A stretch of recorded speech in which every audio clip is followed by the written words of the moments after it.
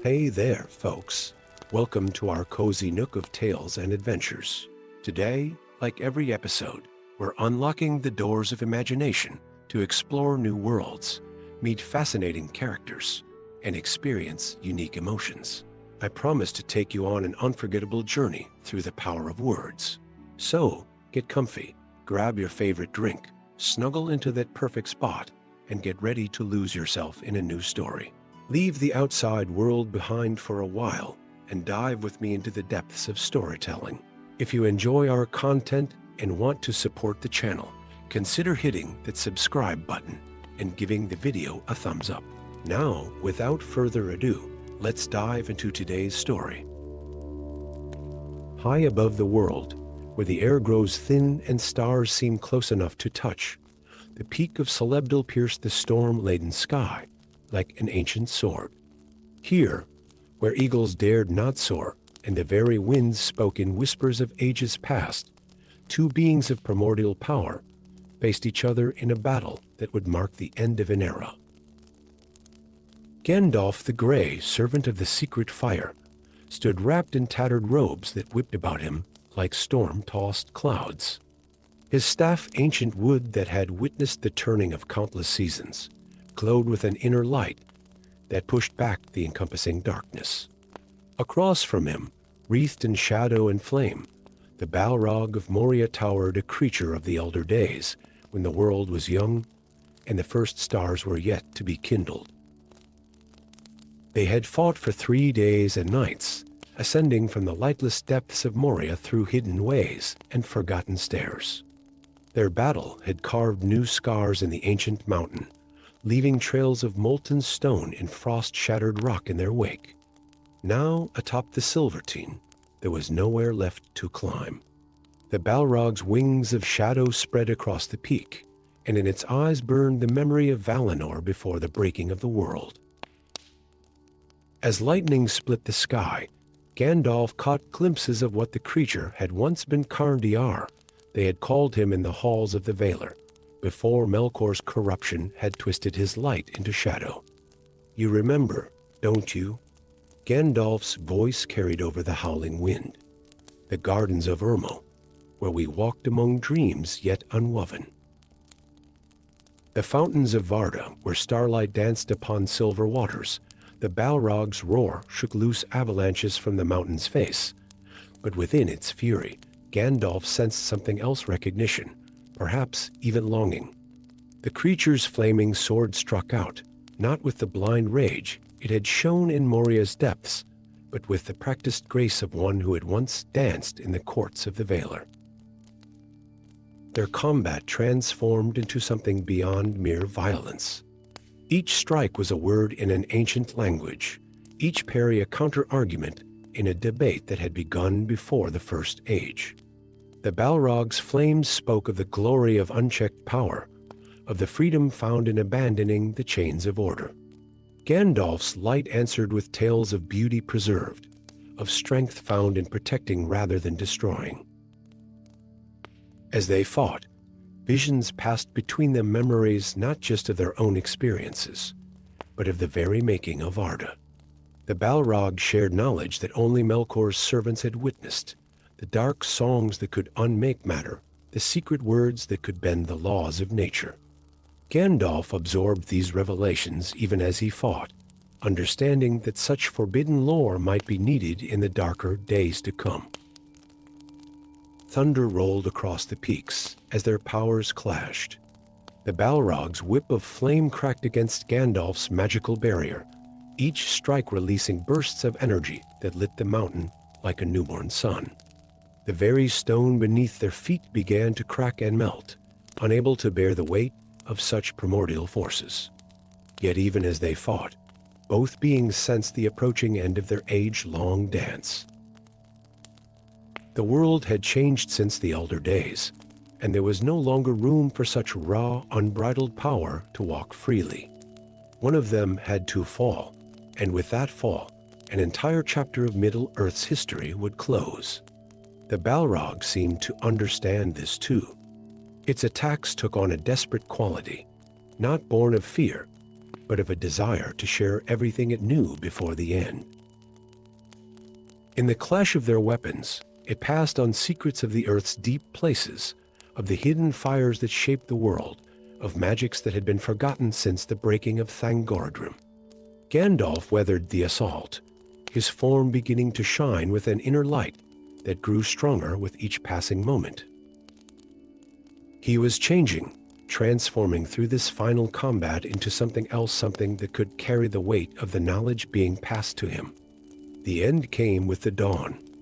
As the first rays of sun crept over the eastern horizon, Gandalf's staff struck the mountain peak with a force that cracked the ancient stone.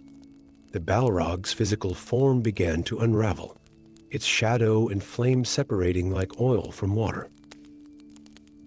In its final moments, it reached out not with its weapons, but with its essence, transferring the last fragments of its ancient knowledge to its adversary. "I see you, brother," Gandalf whispered in the high tongue of Valinor. "And I will remember." The Balrog's form dissolved into the morning light, its flame returning to the secret fire from which all things were born. But its passing marked more than just the end of one being. It was the end of an era, the last echo of the world's morning, fading into memory. Gandalf collapsed upon the mountain peak, his gray robes now white as the snow around him, his very nature transformed by the knowledge and power he had inherited. He had become something new, something necessary for the challenges that lay ahead. The age of the Mire walking openly in Middle-earth was ending, but their power would live on in a different form. For 20 days, he lay upon the peak, his spirit wandering in realms beyond mortal understanding, as he integrated the ancient knowledge passed to him in that final battle. When he finally descended, he was no longer Gandalf the Grey, but Gandalf the White, carrying within him not just his own power, but also the last legacy of the Balrog of Moria, a legacy that would prove crucial in the dark days to come.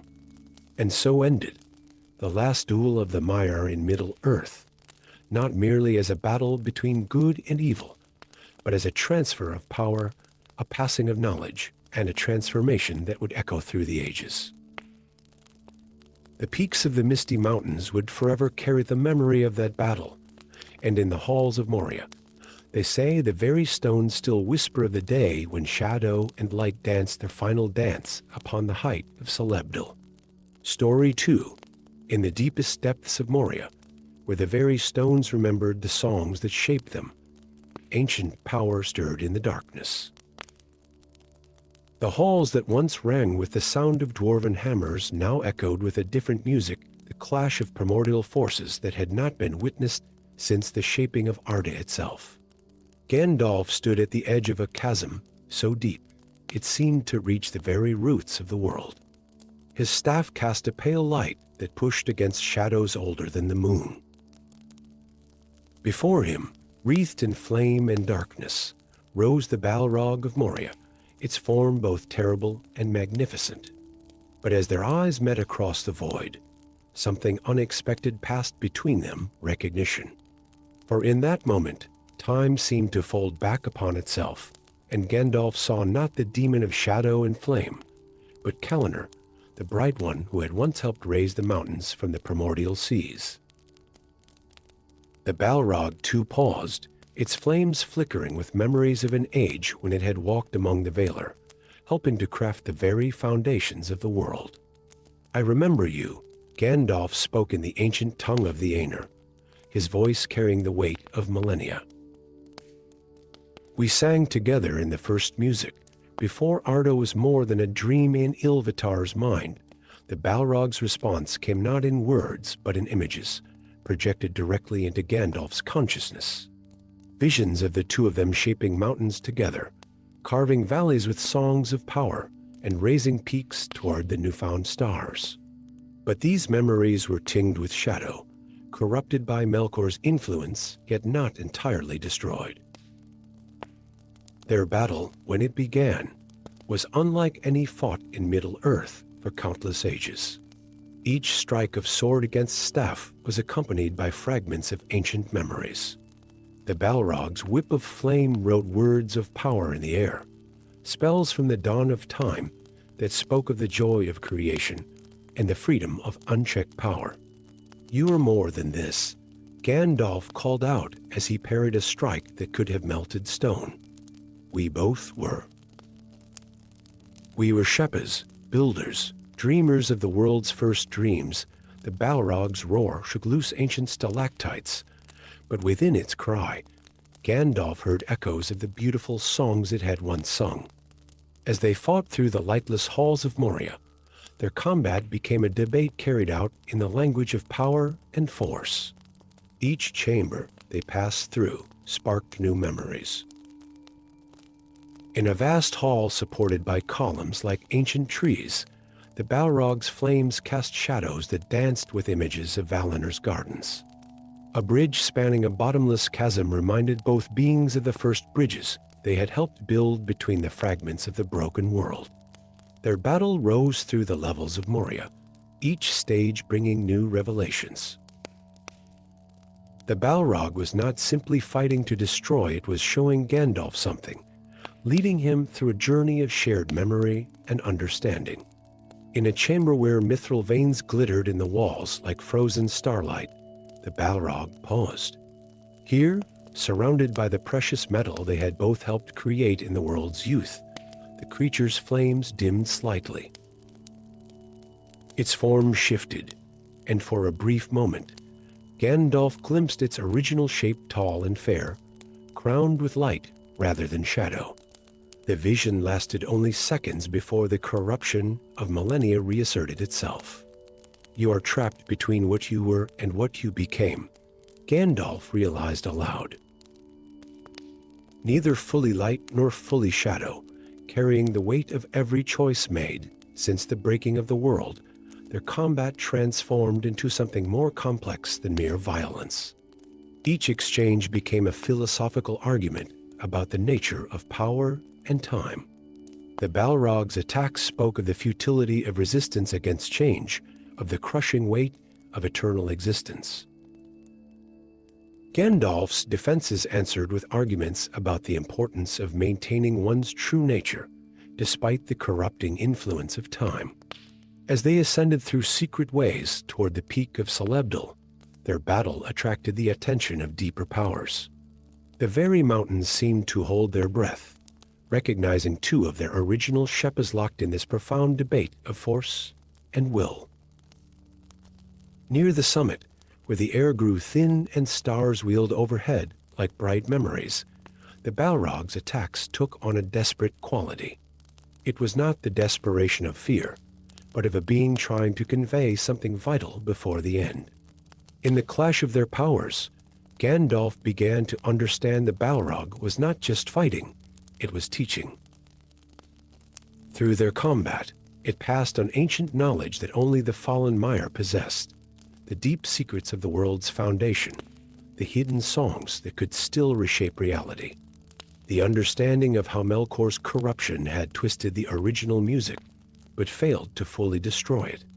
The end came not with a decisive blow, but with a moment of perfect understanding. As dawn approached, turning the eastern sky to pale fire, both beings stood facing each other on the mountain's peak. The Balrog's flame had dimmed to a warm glow, and in its eyes, Gandalf saw not hatred, but a profound weariness. "You carry the future," the Balrog communicated in thoughts that burned like dying stars. "I carry the past.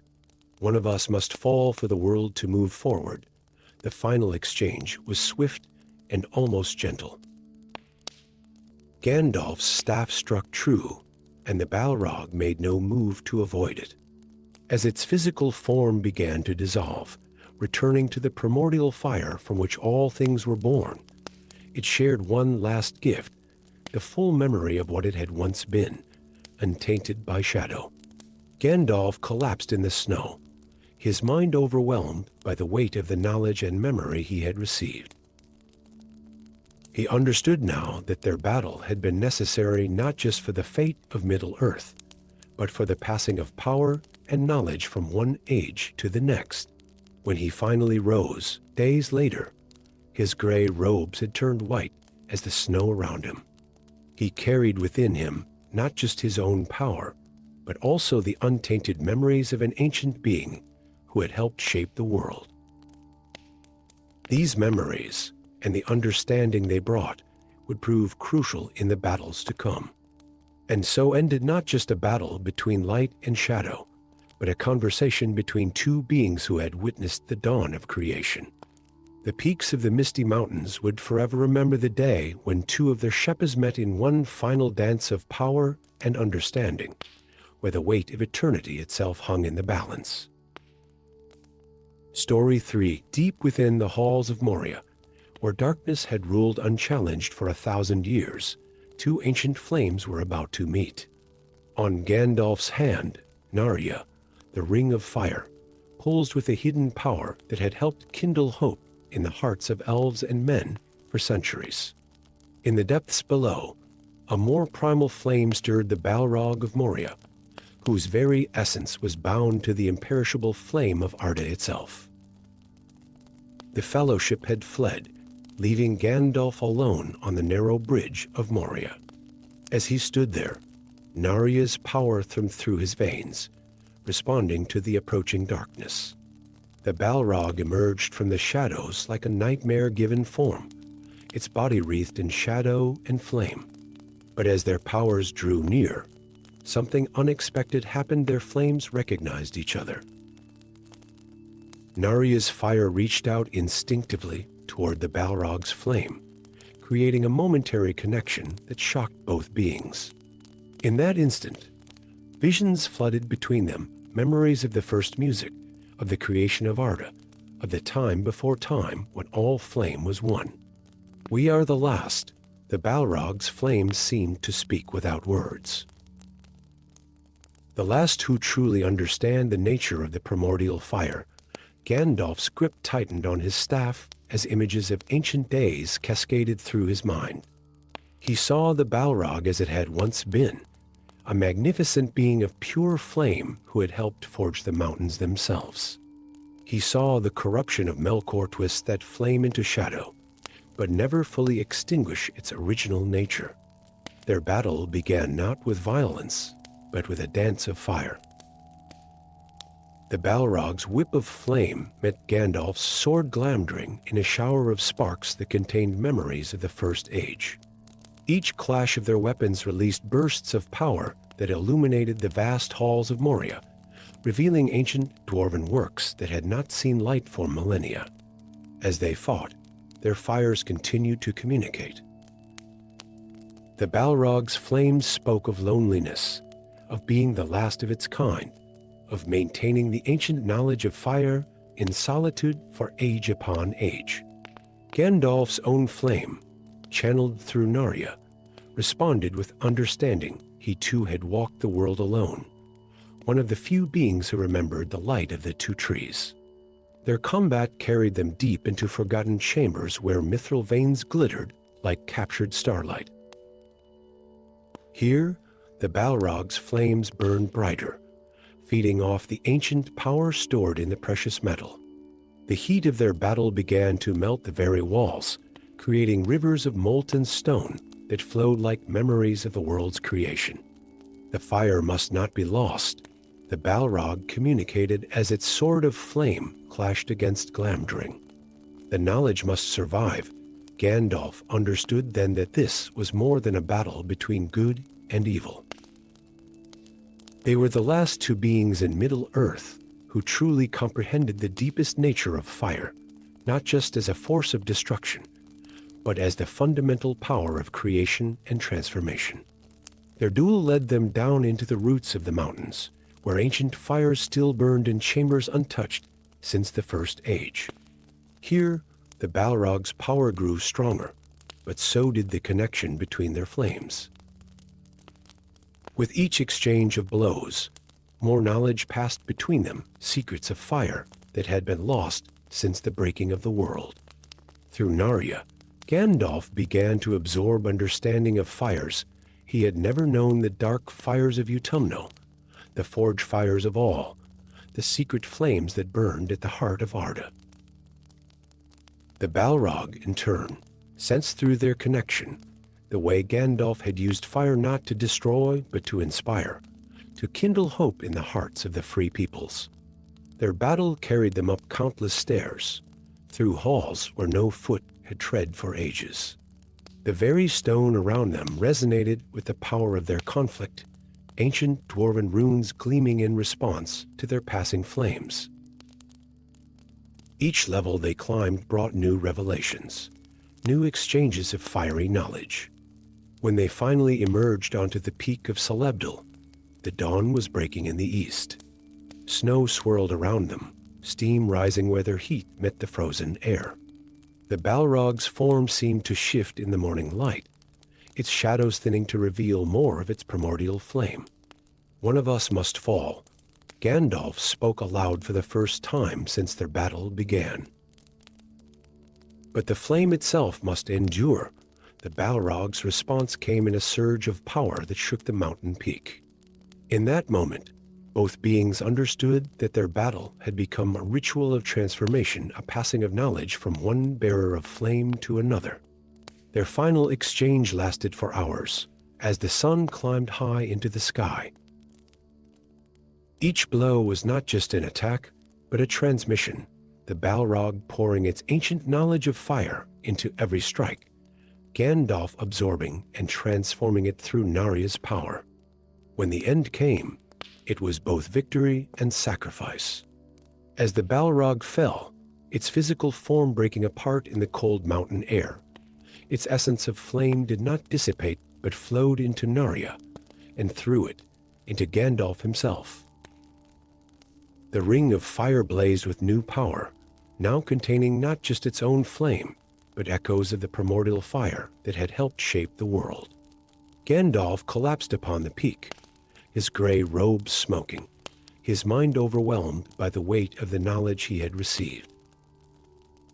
For 20 days, he lay there, his spirit wandering through memories of flame both ancient and new, understanding at last the full depth of his responsibility as the last true bearer of flame in Middle-earth.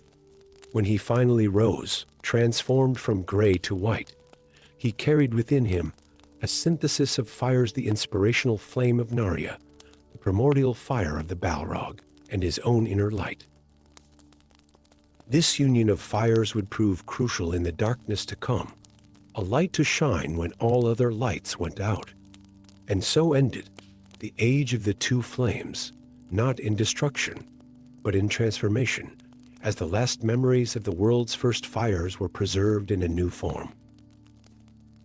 The peaks of the Misty Mountains would forever remember the day when shadow and light merged in a dance of flame, and the ancient knowledge of fire found a new bearer to carry it into the future. Story 4, in the deepest reaches of Moria, where the roots of the world still whispered ancient secrets, a balance had been maintained for ages uncounted. Far below the delving of dwarves, beneath even the deepest minds of Mithril, two primal forces met in an eternal dance, the burning heart of the earth and the crushing weight of ice that pressed down from above. For millennia, the Balrog of Moria had been more than just a creature of shadow and flame. It had been a guardian of this delicate equilibrium. Its fire kept the ancient ice at bay, preventing it from crushing the mountain halls above, while its power contained the molten core that threatened to burst forth and consume all. Gandalf the Grey knew none of this when he stood upon the bridge of Moria, facing what appeared to be merely another servant of the ancient darkness. But as the Balrog emerged from the shadows, something in its movements caught the wizard's attention. Its flames did not burn randomly but pulsed with purpose, like a heart beating in rhythm with the very mountain. "You shall not pass." Gandalf's declaration echoed through the vast chamber, but even as he spoke the words, his ancient wisdom began to sense something more. The Balrog's response was not the mindless rage he expected, but a pattern of flames that spelled out warnings in a language older than the sun. Their battle began as a dance of light and shadow, each movement precise and measured. The Balrog's whip of flame cracked against Gandalf's magical barrier, but the wizard noticed how carefully the creature directed its fire not to destroy, but to maintain a perfect temperature in the surrounding stone. As they fought through the ancient halls, the true nature of their conflict began to reveal itself. In chambers vast as cathedral naves, Gandalf glimpsed massive sheets of ice pressing down from above, held back only by the careful application of the Balrog's heat. In others, pools of molten rock seethed below, their fury contained by the creature's power. The balance must be maintained. The Balrog's flame seemed to speak in patterns of light and heat. The world above depends upon it.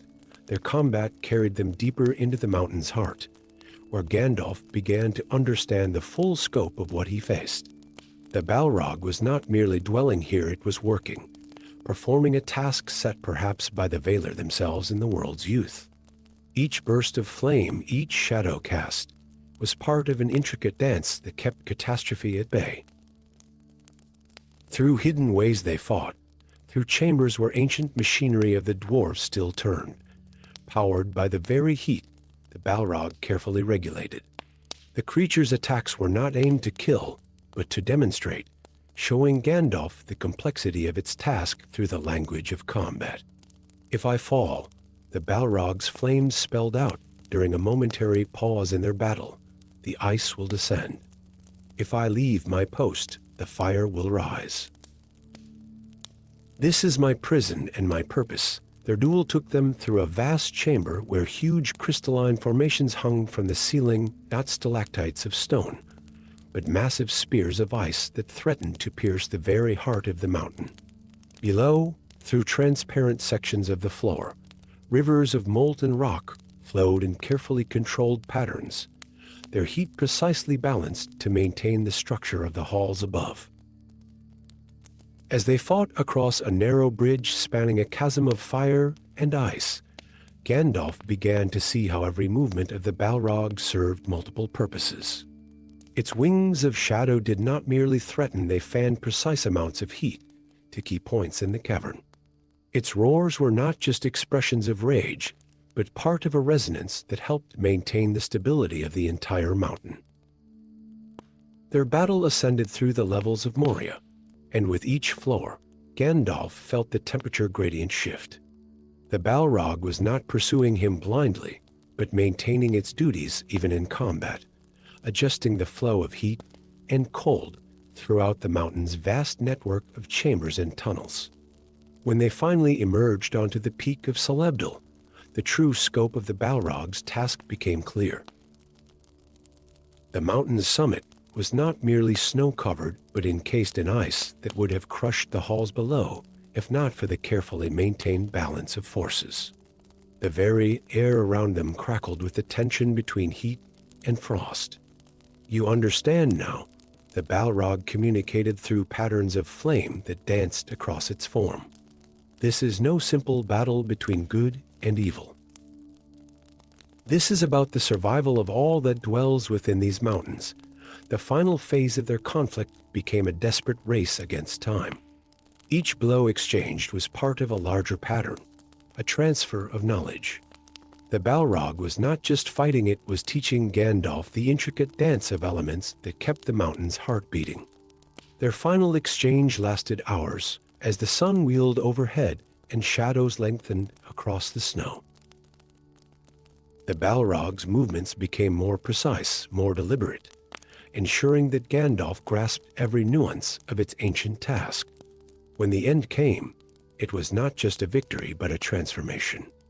As the Balrog fell, its physical form dissolving into the mountain air, its power did not simply dissipate. Instead, it flowed into the very stone of Celebdal and through it into Gandalf himself. The wizard collapsed in the snow, his mind overwhelming with understanding of the complex balance he now had to maintain. For 20 days, he lay upon the peak, his spirit learning the dance of elements that the Balrog had maintained for so long.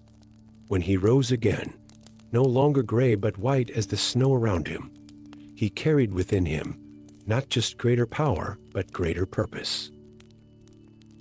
The peaks of the Misty Mountains would remember that day not as a simple battle between light and darkness, but as the passing of a torch, the transfer of an ancient responsibility from one guardian to another.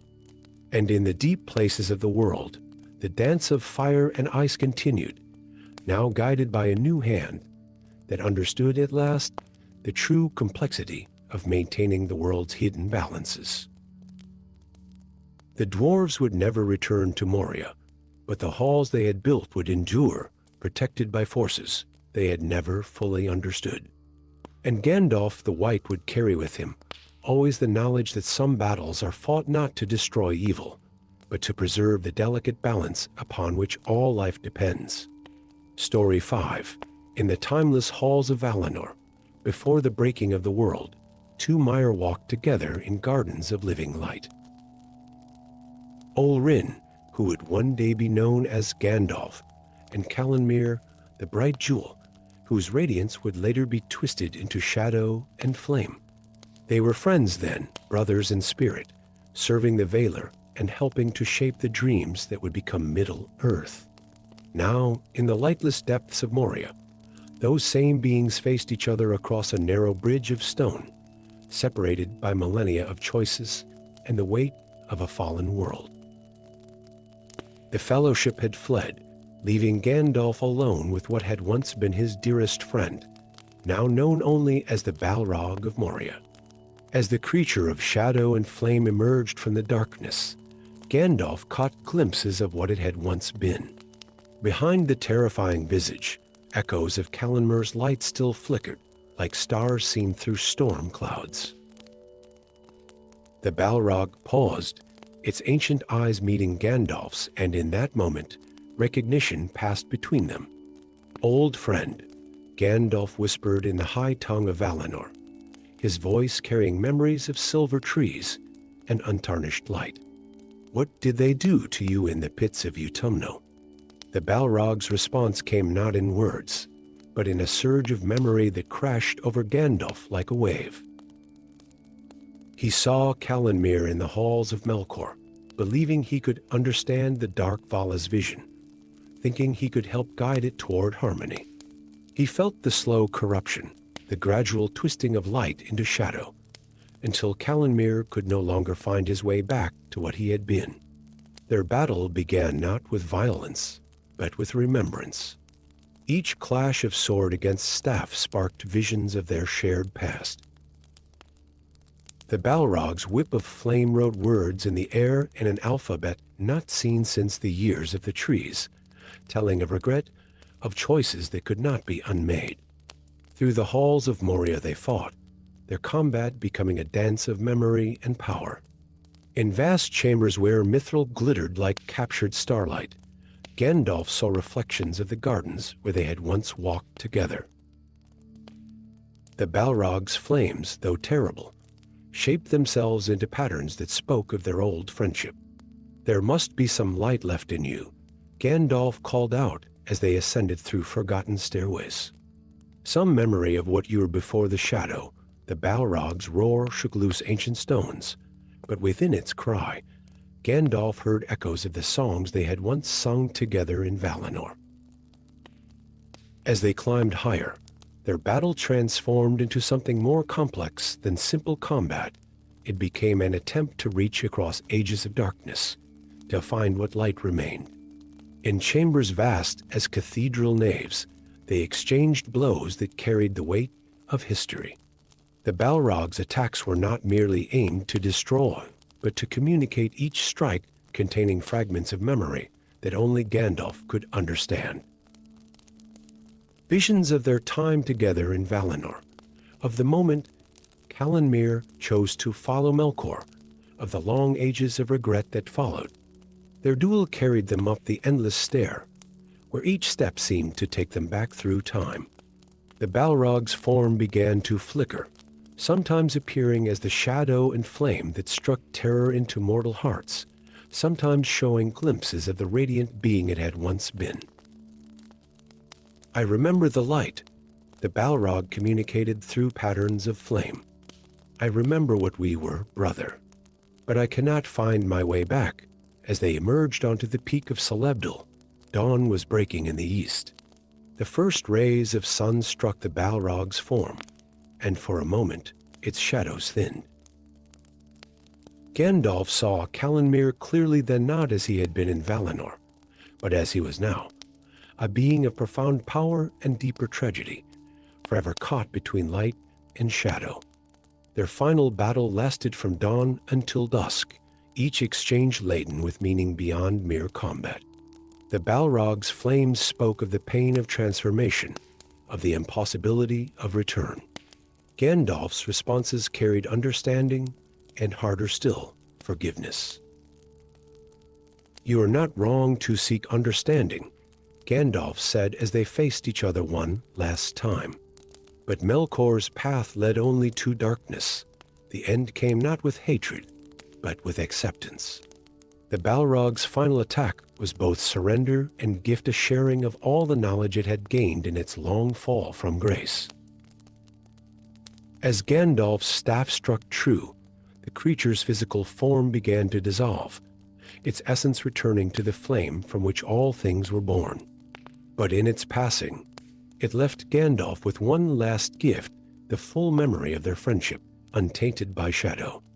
The wizard collapsed upon the snow, overwhelmed by the weight of remembrance and loss. For 20 days he lay there, his spirit walking through memories of light and darkness, understanding at last the full tragedy and triumph of his friend's fall and final redemption. When he rose again, his gray robes had turned white as the snow around him. He carried within him not just greater power, but deeper understanding of the price of choices, of the possibility of light surviving even in the deepest shadow, and of the enduring strength of bonds forged before the breaking of the world. The peaks of the Misty Mountains would remember that day not as a simple victory of light over darkness, but as a reunion of ancient friends, a reconciliation written in fire and snow. And in the halls of Mandos, they say that Calanmir's spirit finally found peace, the last ember of his original light preserved in the memory of his oldest friend. As Gandalf the White descended from the mountain, he carried with him a truth both bitter and sweet, that even in the darkest of falls, something of the light remains, waiting to be remembered, waiting to be redeemed. And in the ages that followed, when others spoke of the Balrog of Moria with fear, he would remember instead Calanmir, the bright jewel, and the friendship that survived even the breaking of the world. Story 6. Lightning split the ancient sky above Zirak-Zigil, its jagged fingers illuminating two figures locked in an eternal dance of shadow and flame.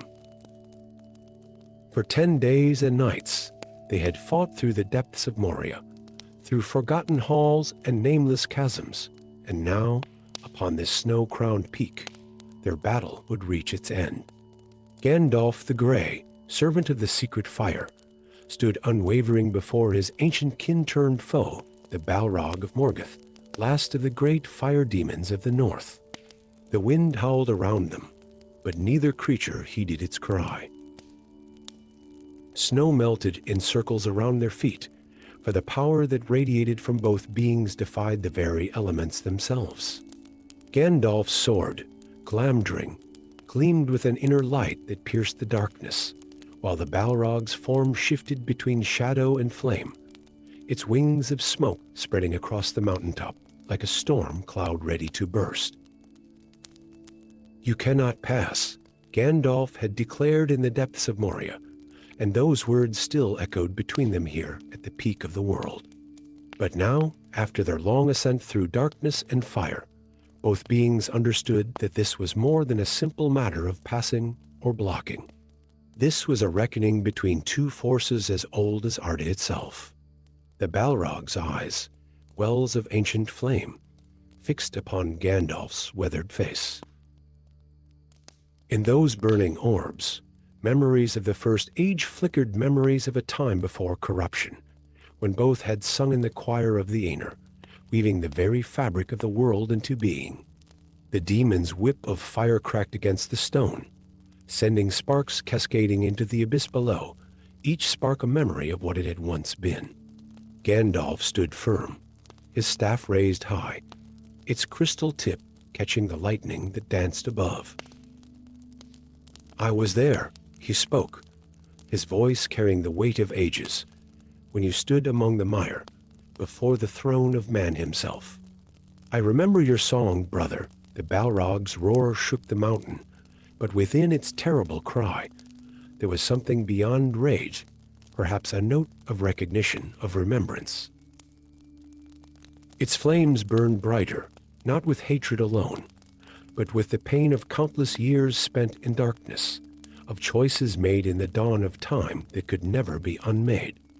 Thunder rolled across the peaks as Gandalf began to shine with an inner light, his mortal form barely containing the power of his true nature.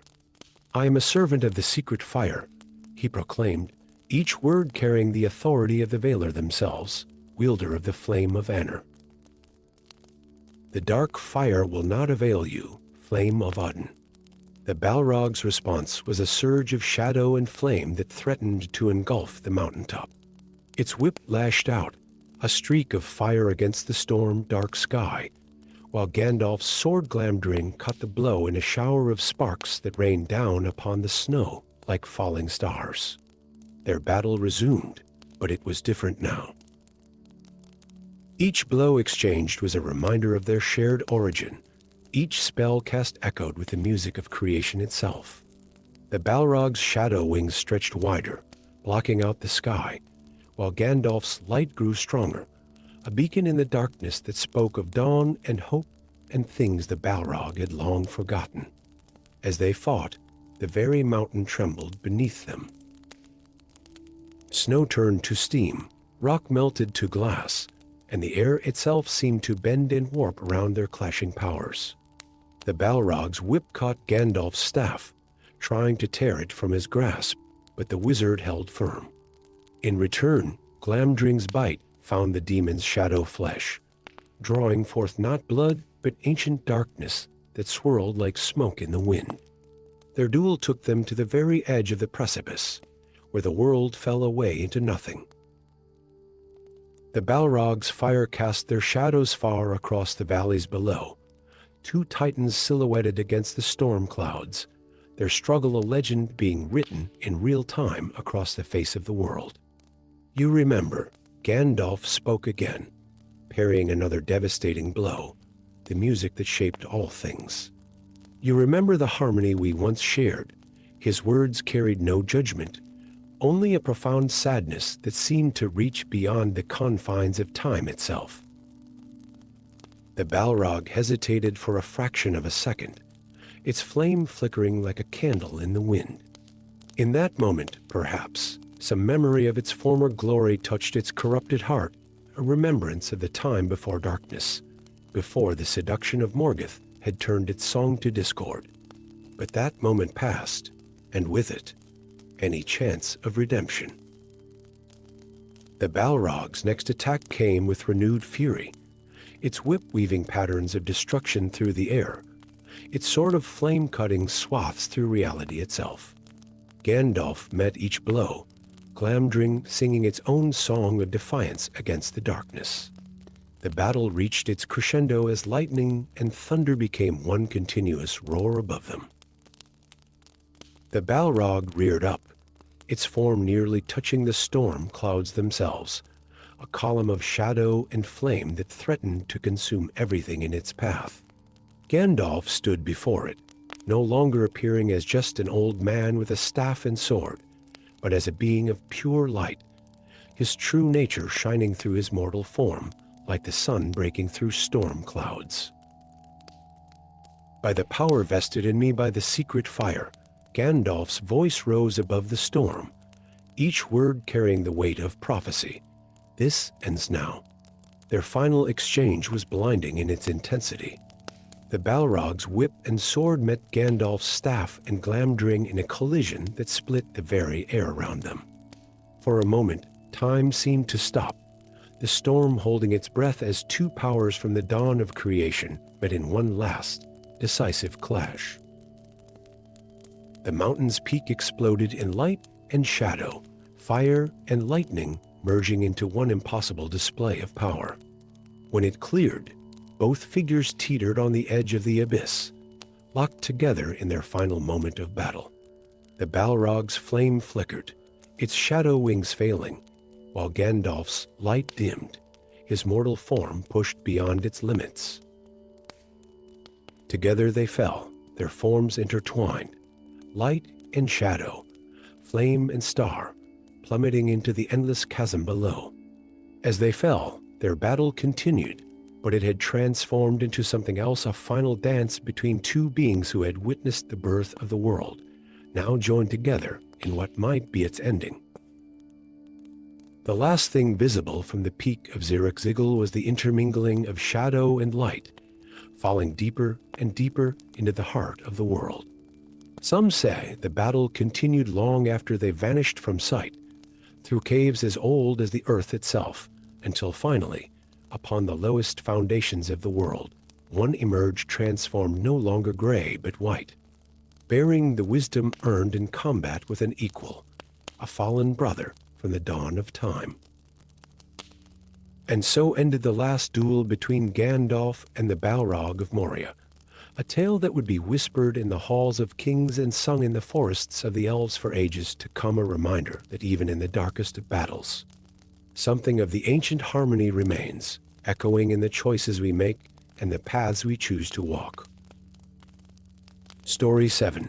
In the deepest chambers of Moria, where ancient dwarven runes still gleamed faintly on walls of polished stone, the darkness held secrets older than the mountain itself. Here, in halls untouched by sunlight for millennia, the Balrog of Morgoth had forged a different kind of existence. No longer merely a creature of shadow and flame, it had become one with the very mountain, its consciousness seeping into every crevice and cavern of the vast underground realm. Through the endless years of solitude, the demon had developed powers unknown even to its former master. Its flames no longer merely burned. They consumed memories, dreams, and the very essence of things. The shadows it commanded were not simple absence of light, but fragments of the primordial darkness that existed before Arda was shaped. Into this domain of ancient power stepped Gandalf the Grey, shepherding his charges through what he had hoped would be a swift passage beneath the mountains. The wizard's weathered face bore the marks of centuries spent in vigilant service to the free peoples of Middle-earth, his mortal form a willing prison for powers that could reshape the world. The moment Gandalf sensed the Balrog's presence, he understood that this encounter was inevitable, perhaps had been since the First Age. The air grew thick with anticipation, as if the very stones of Moria held their breath. The fellowship behind him faded into insignificance compared to the weight of this moment. This foe is beyond any of you, Gandalf commanded his companions, but his eyes never left the growing shadow at the end of the great hall. In the Balrog's approaching form, he saw something that the others could not, a reflection of what he himself had sacrificed when he accepted his mission and mortal form. The Balrog emerged from the darkness like a nightmare taking shape, its form constantly shifting between solid and shadow.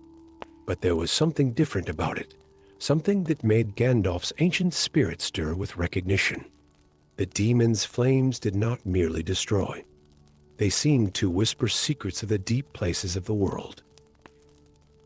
So, the Balrog's thoughts touched Gandalf's mind, its first communication with another being in thousands of years. "You have come at last, brother." The words were not spoken in any mortal tongue, but in the ancient language of the Aenir, each syllable resonating with memories of the music that had shaped the world.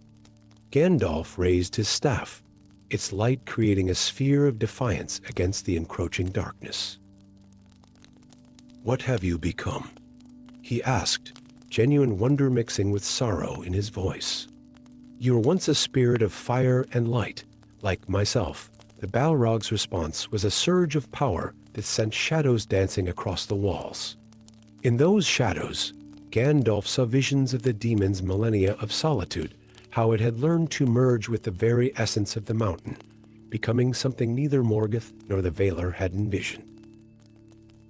Its power was wild, unfettered by the constraints that Gandalf had willingly accepted.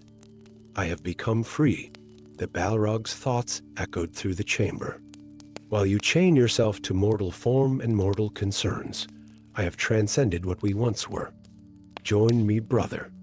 Release yourself from these bonds." The offer hung in the air between them, tempting in its simplicity. Gandalf felt the weight of his mortal form, the limitations it imposed on his true nature. For a moment, he glimpsed what the Balrog offered: power unlimited by physical form or moral constraint. But in that same moment, he understood the price of such freedom. The Balrog's power had come at the cost of its connection to the music that had shaped all things. Its freedom was an illusion. It had merely exchanged one form of bondage for another. "You haven't found freedom," Gandalf replied, his voice carrying the authority of the Valar themselves. "You've found only isolation. True power lies not in what we can take, but in what we choose to give." The battle that followed was unlike any fought in Middle-earth since the Elder Days. Each clash of power sent shockwaves through the ancient halls, awakening long-dormant magics in the dwarven runes. The Balrog's whip of shadow and flame met Glamdring's ancient elven steel in explosions of light and darkness. But this was more than a physical battle. As they fought through the halls of Moria, each being tested not just the other's strength, but the very nature of their choices. The Balrog's attacks carried with them visions of unlimited power, of freedom from all constraints. Gandalf's defenses spoke of protection, of sacrifice, of power channeled for purposes greater than oneself. Their conflict carried them through forgotten chambers and across the bridge of Moria, each step revealing more of the fundamental difference in their paths. The Balrog's power was spectacular but solitary, while Gandalf's drew strength from every life he had touched, every soul he had guided. At the bridge's center, Gandalf planted his staff against the ancient stone. "You cannot pass," he declared, and in those words lay not just command but compassion. "Your power is not your own anymore, old friend. It has consumed you." The Balrog drew itself up to its full height, its wings of shadow spreading from wall to wall. In its form, Gandalf saw the price of its power, the loss of all connection, all purpose beyond mere existence. Its flames had burned away everything that had once made it a being of light and purpose. The final confrontation shook Moria to its foundations. When Gandalf shattered the bridge, sending both beings plummeting into the abyss, it was not just a tactical choice, but a profound acknowledgement. Some powers could not be defeated, only contained, and some prices were worth paying to protect others from temptations too great to resist. As they fell through darkness unimaginable, their battle continued, but it had transformed into something else, a lesson written in fire and shadow about the true nature of power. The Balrog's unfettered might clashed against Gandalf's purposeful restraint, their struggle illuminating the endless dark like a new star being born in the depths of the earth. Days later, when Gandalf emerged transformed, no longer gray but white, he carried with him not just victory but understanding. The price of power was not in its possession, but in its purpose. His battle with the Balrog had reinforced what he had always known, that true power lay not in freedom from bonds, but in the strength to choose them willingly, to accept limitations for the sake of something greater than oneself. And in the deepest chambers of Moria, where ancient magic still whispered in the darkness, the echo of their battle remained a reminder that the greatest power often lies not in what we can do, but in what we choose not to do. In the wisdom to understand the price of power and the courage to pay it when necessary. Story 8. Deep within the ancient halls of Moria, where forgotten memories lingered like dust in the air. An awakening stirred the shadows.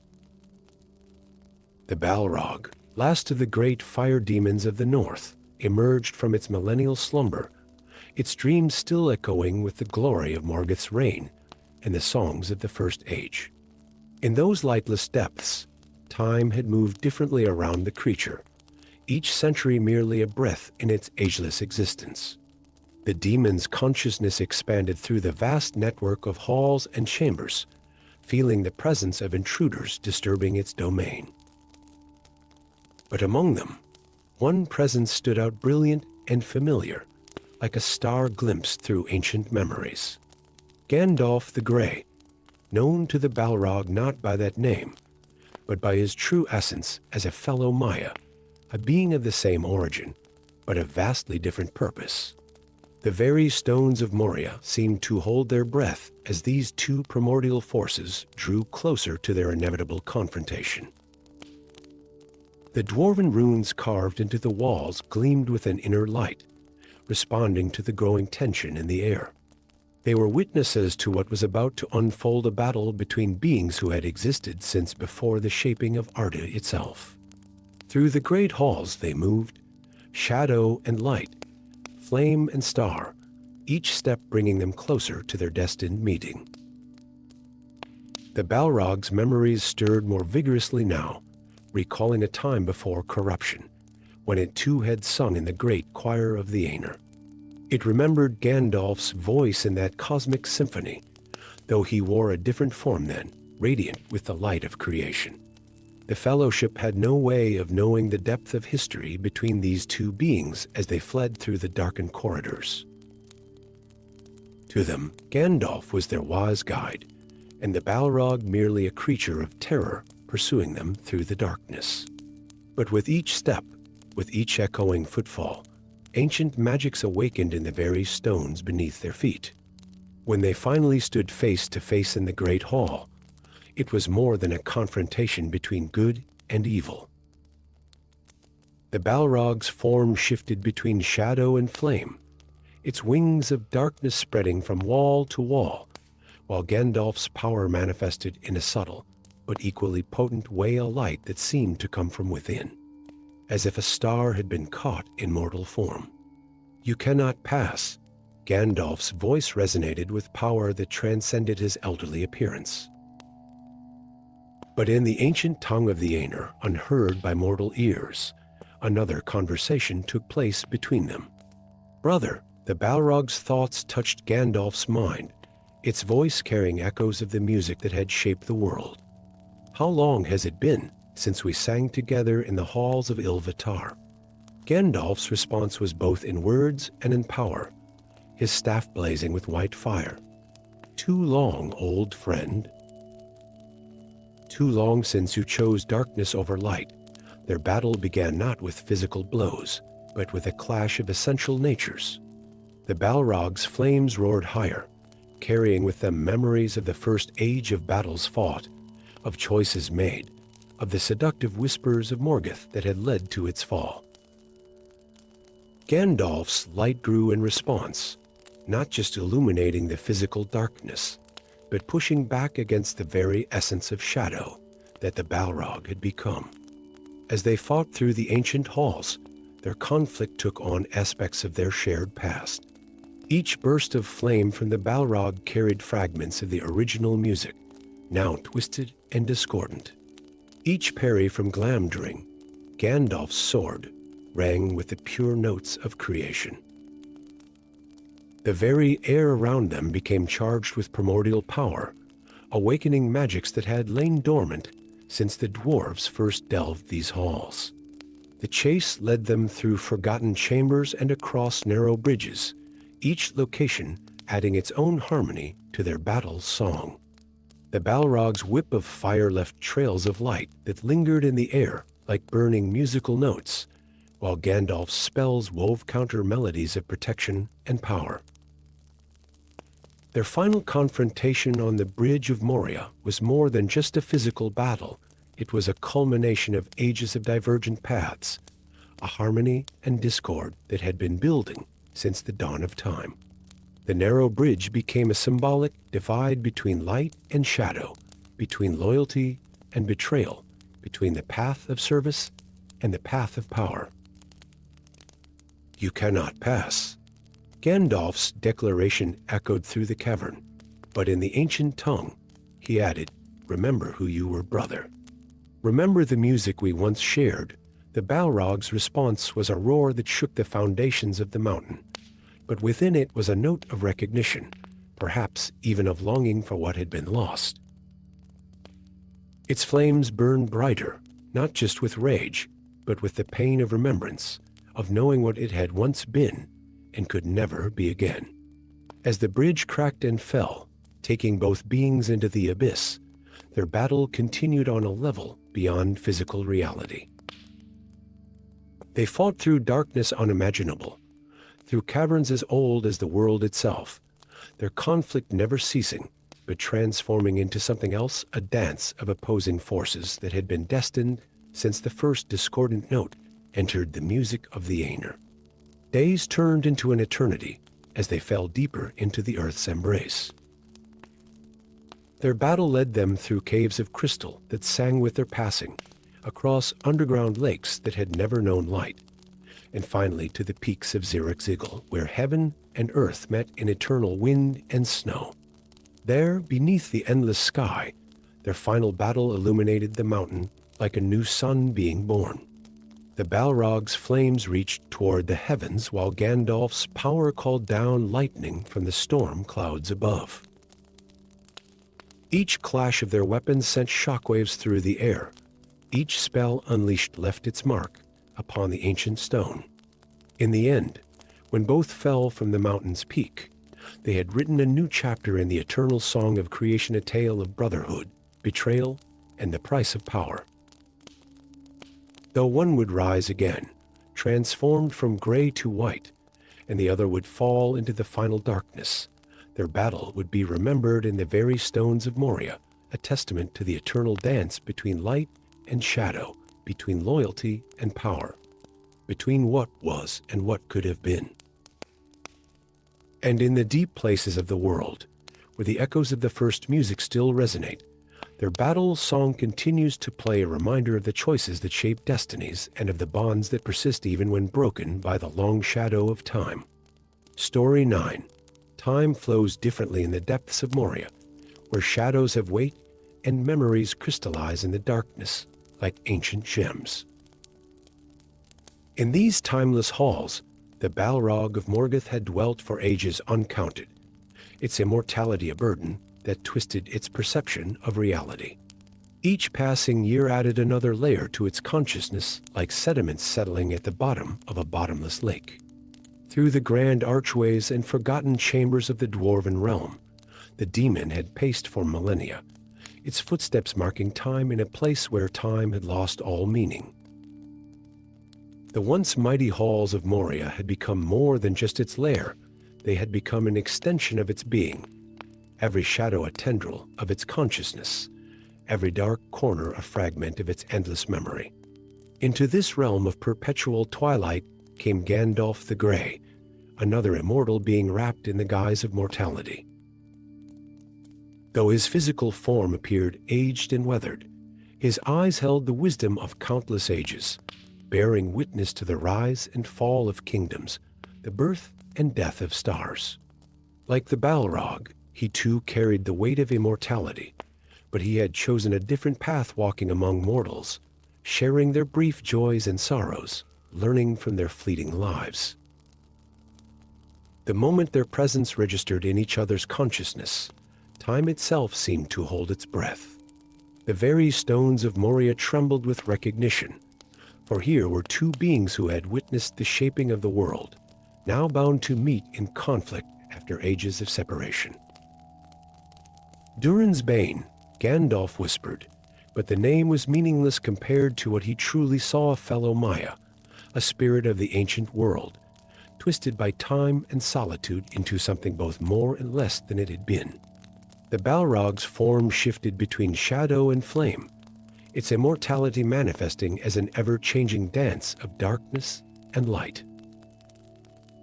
The fellowship behind Gandalf could sense only a fraction of the tension building in the air, for they perceived time as mortals do, a straight line leading from past to future.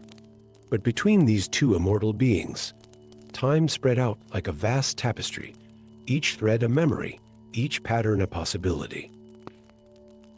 How many ages have passed? The Balrog's thoughts touched Gandalf's mind, since we last stood as equals beneath the light of the two trees. Its voice carried the weight of endless solitude, of years spent in darkness with only memories for company. Gandalf's grip tightened on his staff, its crystal head glowing with inner light.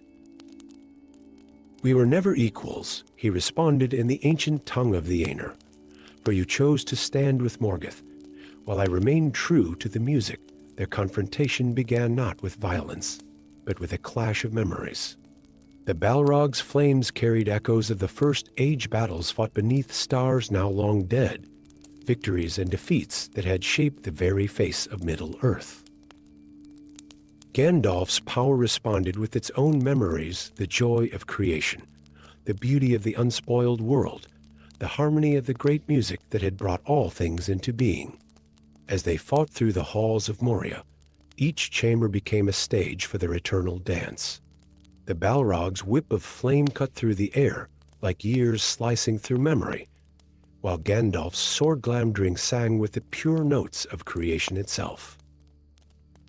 Their battle was both physical and metaphysical, each blow carrying the weight of choices made at the dawn of time. You hide in mortal form. The Balrog's thoughts boomed through the cavern, constraining yourself to their limited perception of time. "Have you forgotten what we truly are?" Gandalf's response came both in word and deed, his staff blazing brighter. "I have not forgotten, I have chosen." Every moment with them teaches me more than an age spent in solitary power. Their conflict escalated as they moved through the ancient kingdom, each location stirring different memories. In the great halls, they remembered the majesty of Valinor. In the deep mines, they recalled the forging of the world itself. On narrow bridges, they relived the paths that had led them to opposing sides of creation's great struggle. The Bridge of Moria became their final stage, a narrow span suspended over an abyss as bottomless as time itself. Here, their battle reached its crescendo, immortality clashing against immortality, power against power, choice against choice. "You cannot pass," Gandalf declared, but his words carried deeper meaning in the ancient tongue, a recognition of how their paths, though starting from the same source, had diverged so completely through the ages. The Balrog's response was a roar that shook the foundations of the mountain, but within it lay questions that had haunted its solitary existence. What was immortality without purpose? What was power without the ability to shape the world? What was memory when there was no one to share it with? Their final clash split the bridge itself, sending both beings plunging into darkness. As they fell through the void, their battle continued beyond physical limits, beyond time itself. Through ancient caverns they fought, past creatures that had never seen light, through spaces where time flowed like water and memory took physical form. Days became meaningless as they plummeted through the earth's depths, their conflict transforming into something else, a discussion of immortality itself, written in fire and shadow.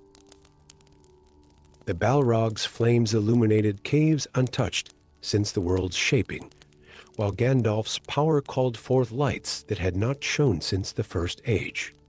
Their battle carried them finally to the peak of Zirrikzigil, where the infinite sky met the ancient earth. There, beneath stars that had witnessed their original choosing of paths, their conflict reached its conclusion. The Balrog's immortality, spent in darkness and solitude, proved no match for Gandalf's, tempered by countless interactions with the mortal world. As one fell into final darkness, and the other was transformed from gray to white, their battle became legend, a tale of how immortality itself could be both blessing and curse, depending on how one chose to bear its weight. The very stones of Moria would remember their conflict, recording it in crystals that would grow for ages to come, while the winds around Zirikzigil would forever carry echoes of their final clash.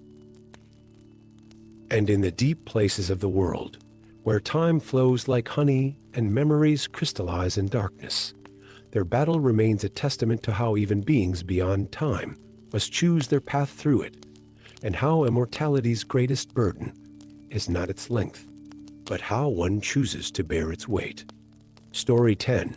In the deepest heart of Moria, where ancient dwarven runes cast their fading light upon walls of black stone, two flames were destined to meet. One was the sacred fire of Anor, carried by Gandalf the Grey, like a star caught in mortal form. The other was the dark fire of the abyss, wielded by the Balrog of Morgoth, last of the great fire demons of the north. These flames had burned since the dawn of creation, their origins intertwined in the great music that had shaped the world.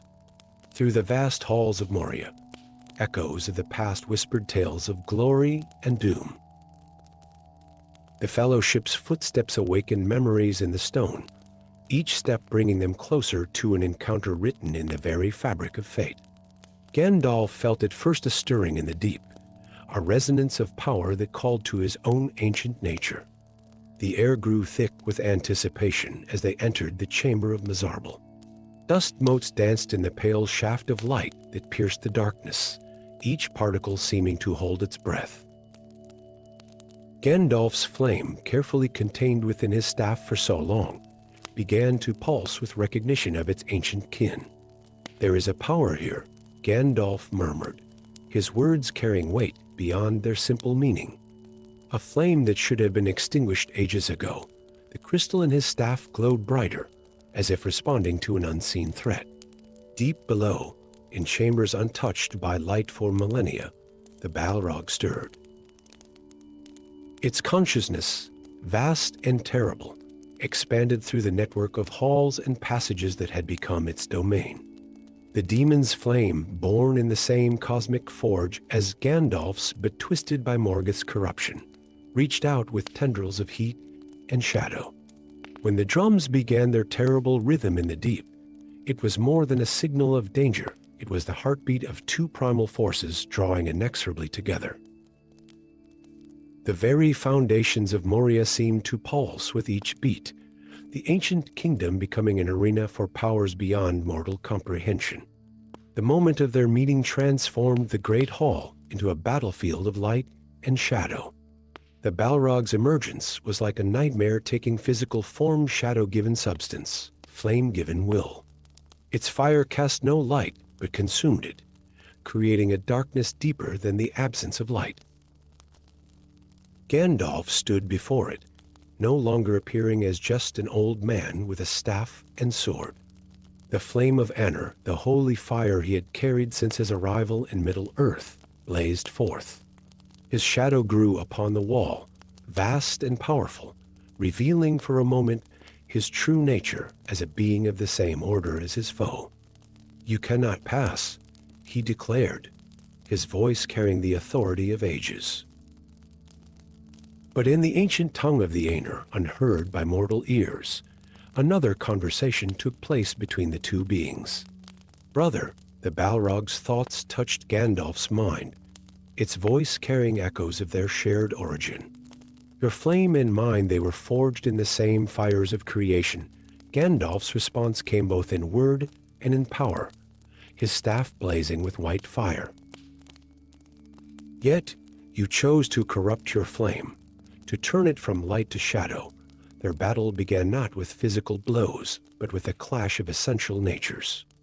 The Balrog's dark fire roared upward, carrying with it the memory of ancient battles and fallen kingdoms. Gandalf's holy flame rose in response, not just illuminating the darkness, but pushing back against the very essence of shadow that the Balrog had become. Through the great halls they fought, each chamber becoming a canvas for their conflict. The Balrog's whip of flame left trails of darkness that lingered in the air like burning scars, while Glamdring, Gandalf's sword, sang with the pure notes of uncorrupted fire. Their powers transformed the very space around them. Where the Balrog's flame touched the walls, ancient dwarven runes twisted and darkened, their meanings corrupted. Where Gandalf's light fell, the stones themselves seemed to remember their original purpose, glowing with the memory of their crafting. The chase led them through forgotten chambers and across narrow bridges, each location adding its own harmony to their battle song.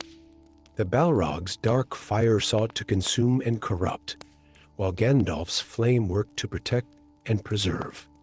At the bridge of Moria, their final confrontation took on cosmic significance. The narrow span became more than just a bridge. It was the boundary between light and shadow, between preservation and destruction, between the sacred and the profane. "You shall not pass." Gandalf's declaration echoed through the cavern, but in the ancient tongue he added, "Your flame has burned long enough in darkness, brother. It must now be extinguished." The Balrog's response was a roar that shook the foundations of the mountain, but within it was a note of recognition, perhaps even of longing for what had been lost. Its flames burned brighter, not just with rage, but with the pain of remembrance, of knowing what it had once been and could never be again. As the bridge cracked and fell, taking both beings into the abyss, their battle transcended physical reality. They fought through darkness unimaginable, through caverns as old as the world itself, their flames never ceasing but transforming. The Balrog's dark fire sought to corrupt Gandalf's flame, while Gandalf's light worked to purify the shadow. For days they fell and fought, their conflict ranging from the deepest pits to the highest peak of Zirrikzigil. There, beneath the infinite sky, their flames reached their ultimate expression. The Balrog's darkness stretched toward the heavens like a pillar of night, while Gandalf's holy fire called down lightning from the storm clouds above. Their final clash split the mountain air itself, two primal forces meeting in a burst of power that could be seen for leagues. When it was over, one flame was extinguished forever, while the other was transformed no longer gray but white, purified by the very conflict that had sought to corrupt it. The tale of their battle would be remembered in song and story, but few would understand its true significance, how two flames, born from the same source at the dawn of time, had chosen different paths and met again at the turning of an age. Their conflict was more than a battle between good and evil. It was a testament to the power of choice, of how the same divine fire could become either light or shadow. And in the deep places of the world, where the echoes of their battle still resonate, the stones themselves remember the meeting of the two flames, one that burned to protect and one that burned to destroy. Their story became a part of the great song that continues to shape the world, a harmony and discord that would echo until the end of days.